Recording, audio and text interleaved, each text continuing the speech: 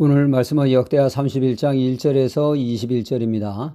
마음이 가는 곳에 반드시 물질도 함께하게 됩니다. 그 사람이 물질을 어디에 아낌없이 쓰느냐에 따라 그 사람이 사랑하고 관심을 두는 것이 무엇인지 가늠해 볼 수 있습니다.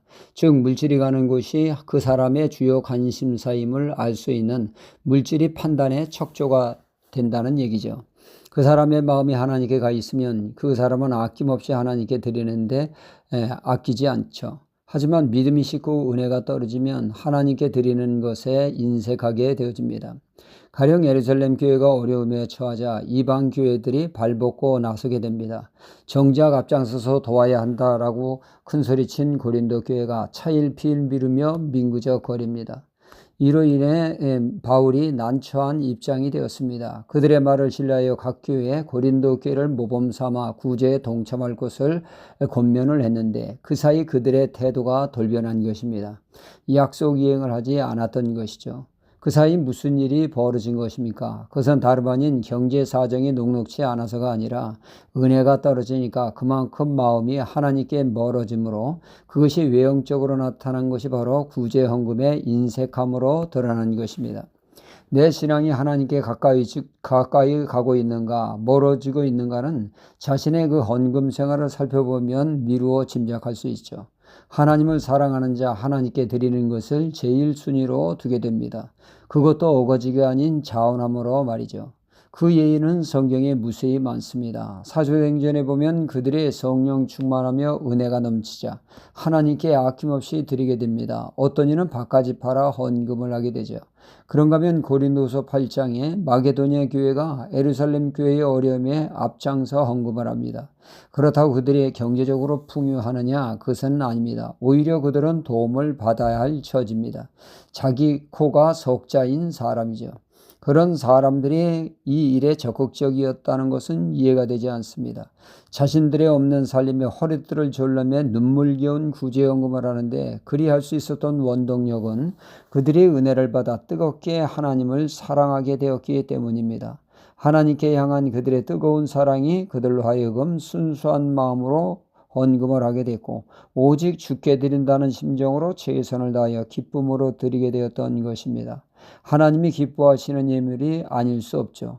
하지만 은혜가 떨어지면 신앙 상태가 좋지 않을 때 하나님께 드리는 것을 주저하게 되고 또 때우기식으로 하게 되죠.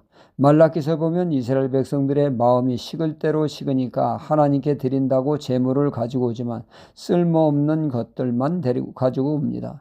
병든 것, 문제 있는 하자 있는 것들을 아무 거리낌 없이 드리죠. 그 모습을 하나님은 그 재물을 너희 총독에게 드려보라. 과연 그들이 기뻐할 건가? 마음이 하나님께 멀어지면 이런 식으로 때우기식으로 전락하게 되어지죠.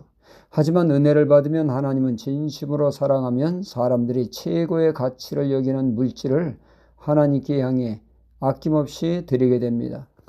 특히 높은 위치에 있는 자, 믿음 생활을 잘할 때 그 영향력은 막대합니다.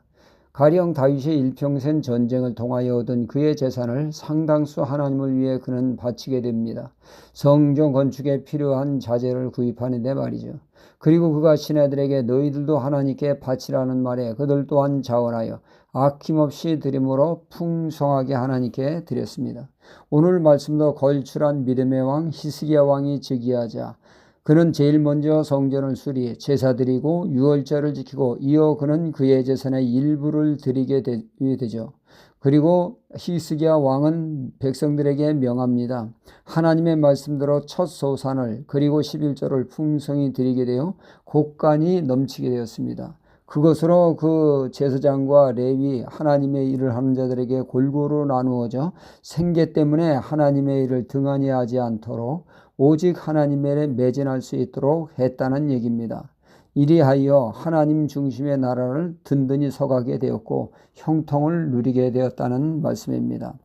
느헤미야서에 보면은 백성들이 11조를 제대로 하지 않아 제사장 레위인들이 자기 일들에서 벗어나 생계를 위해 직분에 이탈하는 일들이 벌어져 제대로 헌금 생활을 독려할 것을 하는 것을 보게 됩니다.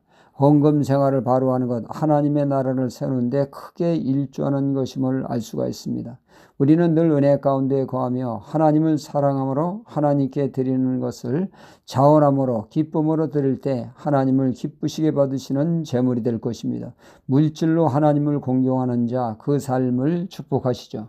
잠언 3장 9절로 10절에 내 재물과 내 소산의 것에 처음 익은 열매로 여호와를 공경하라. 그리하면 내 창고 가득히 차고 내 줍틀이 새 포도즙이 넘치리라 말씀하고 있습니다. 할렐루야.